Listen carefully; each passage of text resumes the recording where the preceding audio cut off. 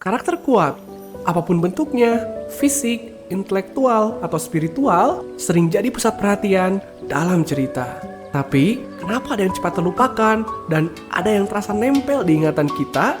Pada video ini, kita akan membahas resep membuat karakter kuat yang benar-benar berkesan. Karakter detektif yang cerdas biasa digunakan dalam beragam cerita. Umumnya, karakter ini memiliki kemampuan deduksi yang tinggi dan berhasil memecahkan banyak kasus. Karakter seperti ini tentu akan terasa menarik, tapi dalam jangka panjang, tanpa keunikan khusus, karakter tersebut akan mudah terlupakan. Ambil contoh Conan Edogawa. Tanpa keunikannya sebagai remaja yang terperangkap di dalam tubuh anak kecil, kurasa ia tidak akan terasa menonjol dibanding detektif yang lain. Salah satu faktor yang membuatku masih terus membaca detektif Conan adalah usahanya untuk kembali ke tubuh remajanya. Proses yang rasanya sudah berjalan selamanya.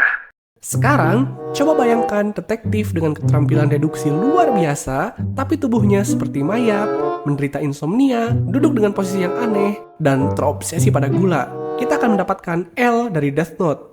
L adalah salah satu karakter detektif yang paling berhasil memberikan kesan mendalam di dunia manga dan anime. Tidak hanya keunikan dari ciri khas yang menonjol saja, tapi dalam cerita, ia berhasil dibuat sangat kontras dengan lawannya, yaitu Light Yagami. Mereka berdua sama-sama berjuang untuk keadilan, namun memiliki pandangan yang sangat berlawanan. Perjalanannya sebagai karakter terasa sangat berkesan, karena sebagai detektif paling hebat di dunia, ia justru mati di tangan lawannya. Karakter sekuat apapun, jika kurang baik diperkenalkan, justru akan terasa flat. Contohnya, Kaguya Otsutsuki. Sebagai musuh terakhir dari cerita Naruto, ia terasa hambar. Kenapa? Karena ia muncul begitu saja tanpa ada build-up emosional.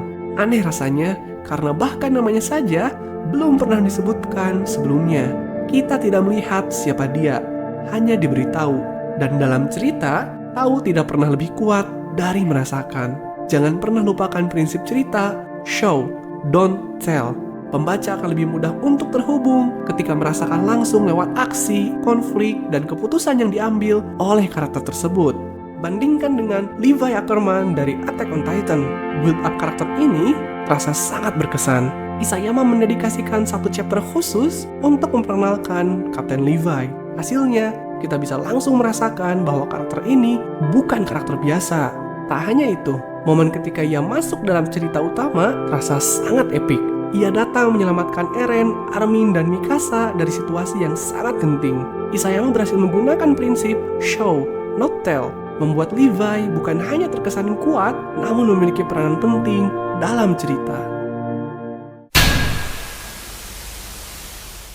Karakter kuat bisa terasa megah, tapi tanpa dampak, mereka cepat pudar. Inilah perbedaan antara sekedar kuat dan bermakna. Mari kita lihat Blast dari One Punch Man. Ia terasa misterius dan berkali-kali disinggung sebagai hero terkuat. Ia terasa seperti legenda yang belum berperan dalam cerita, membuat karakter ini mudah terlupakan. Semua berubah ketika Blast beraksi untuk pertama kali pada arc Asosiasi Monster.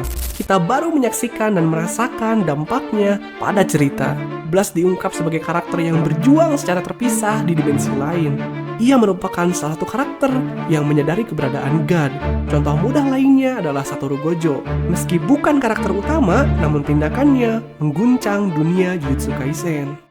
Jadi, karakter kuat yang benar-benar berkesan lahir dari keunikan, pengenalan efektif, dan dampak yang nyata bagi cerita. Dari L, Levi, hingga Blast, mereka membuktikan bahwa kekuatan tidak hanya bicara tentang kemampuan, tapi juga makna yang ditinggalkan. Setujukah dengan resep ini? Yuk kita diskusikan di kolom komentar. Sekian untuk video kali ini, sampai jumpa di video berikutnya. Ciao!